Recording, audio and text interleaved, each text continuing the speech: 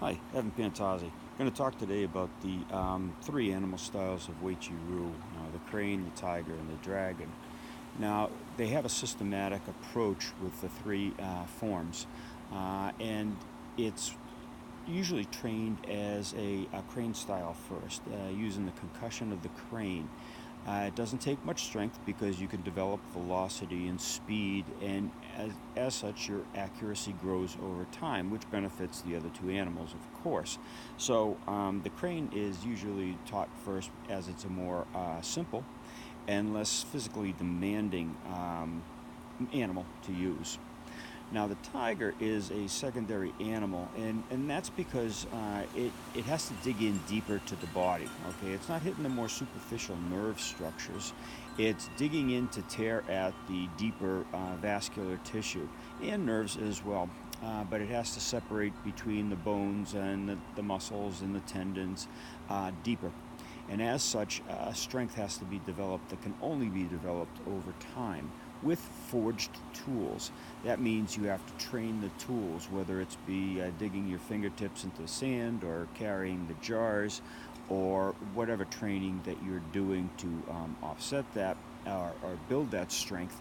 You have to do over time. It's not as quick as just hitting something, and the results are going to take longer to produce because you have to be more accurate getting into the deeper cavities of the body, okay, and exerting that torque and that tearing mechanism that's only leveraged through the 6G hands. And the third animal they study, being the dragon, is that's the most complex as it's using dexterity. Now, by dexterity, I don't mean that you're just using your right or left hand or right or left foot and being able to do each one equally. I'm not going to get into the very deep specifics of the dragon, but these two animals come together in a synthesis, and that's the dragon. It's the most powerful animal in the Chinese thinking or lifestyle, and that's because it's using concepts from both the crane and the tiger in conjunction at the same time. This takes a long time to be able to develop that skill. The tiger takes a long enough time. The crane is a much quicker animal to study and get more proficient at. The tiger, of course, is going to take many more years, multiples longer, and the dragon is even longer than that because of the dexterity issues and because you have to have already had a mastery of the crane and the tiger applications. And of course, you're going to have to know deeper and deeper targets, how to correctly access them, the ramifications.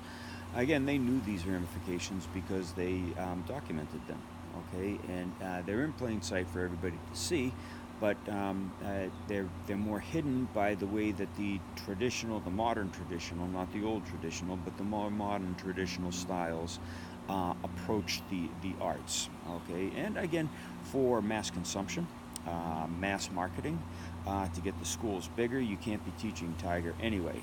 First of all, students mostly don't stay that long. If they stay that long, they deserve to learn the skills of the tiger. But in that aspect or working on that, it's a lot more intrusive or an invasive system into the human body, and that's why students really can't handle the information unless, of course, they've mustered out quite a few years in the more superficial crane methodology.